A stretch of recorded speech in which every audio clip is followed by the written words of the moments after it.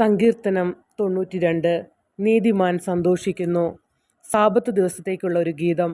അത്യുന്നതനായ കർത്താവെ, അങ്ങേക്ക് കൃതജ്ഞത അർപ്പിക്കുന്നതും അങ്ങയുടെ നാമത്തിന് സ്തുതികൾ ആലപിക്കുന്നതും എത്ര ശ്രേഷ്ഠം.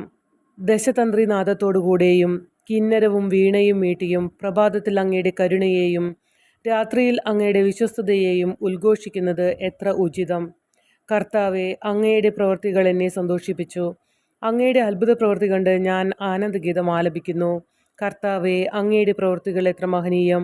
അങ്ങയുടെ ചിന്തകൾ എത്ര അഗാധം. ബുദ്ധിഹീനന് ഇത് അജ്ഞാതമാണ്. ഭോഷന് ഇത് മനസ്സിലാക്കാൻ കഴിയുന്നില്ല. ദുഷ്ടർ പുല്ലുപോലെ മുളച്ചു പൊങ്ങുന്നു. തിന്മ ചെയ്യുന്നവർ തഴച്ചു വളരുന്നു. എങ്കിലും അവർ എന്നേക്കുമായി നശിപ്പിക്കപ്പെടും. കർത്താവെ, അങ്ങ് എന്നേക്കും ഉന്നതനാണ്. കർത്താവെ, അങ്ങയുടെ ശത്രുക്കൾ നശിക്കും. ദുഷ്കർമ്മികൾ ചിതറിക്കപ്പെടും. എന്നാൽ അവിടുന്ന് എൻ്റെ കൊമ്പ് കാട്ടുപോത്തിൻ്റെ കൊമ്പ് പോലെ ഉയർത്തി. അവിടുന്ന് എൻ്റെ മേൽ പുതിയ തൈലം ഒഴിച്ചു. എൻ്റെ ശത്രുക്കളുടെ പതനം എൻ്റെ കണ്ണു കണ്ടു. എന്നെ ആക്രമിക്കുന്ന ദുഷ്ടരുടെ ദുരന്തം എൻ്റെ ചെവിയിൽ കേട്ടു. നീതിമാന്മാർ പന പോലെ തഴയ്ക്കും. ലെബനോനിലെ ദേവദാരു പോലെ വളരും. അവരെ കർത്താവിൻ്റെ ഭവനത്തിൽ നട്ടിരിക്കുന്നു. അവർ നമ്മുടെ ദൈവത്തിൻ്റെ അങ്കണങ്ങളിൽ തഴച്ചു വളരുന്നു. വാർദ്ധക്യത്തിലും അവർ ഫലം പുറപ്പെടുവിക്കും. അവർ എന്നും ഇലചൂടി പുഷ്ടിയോടെ നിൽക്കും.